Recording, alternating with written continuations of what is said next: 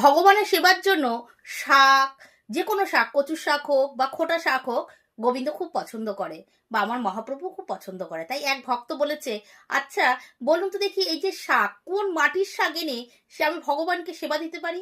কোন জায়গাতে শাক আনবো? কেন সব জায়গার শাক তো ভগবানকে দেয়া যায় না? পবিত্রতা বলে একটা জিনিস আছে। তা আপনি যদি এই বিষয়ে কিছু বলেন। দেখুন, আমি কি বলবো, সবাই জানে যে মাটিটা অশুদ্ধ, মানে যেখানে নোংরা ফেলা হয়, দুর্গন্ধ জিনিস ফেলা হয়, কিন্তু সেখানে দেখা যাচ্ছে খুব সুন্দর শাক হয়েছে।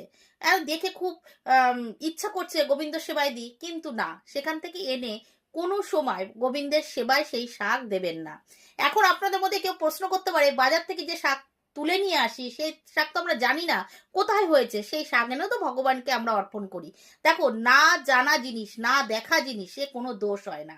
তবে যদি আমি দেখে শুনে সেই জিনিসটা ভগবানকে অর্পণ করি, তার মানে কি আমি জেনে শুনেই দিয়েছি, তাহলে সেখানে কিন্তু অপরাধ হয়। তাই জন্য সবসময় দেখবে সেই জায়গাটা পরিষ্কার কিনা, পরিষ্কার আছে কিনা, পরিচ্ছন্নতা বজায় আছে কিনা, তবে সেই জায়গার জিনিস এনেই তবেই কিন্তু তুমি ভগবানকে সেই জিনিসটা অর্পণ করবে, কেন সেই মাটিটা পবিত্র হয়। বুঝতে পেরেছো?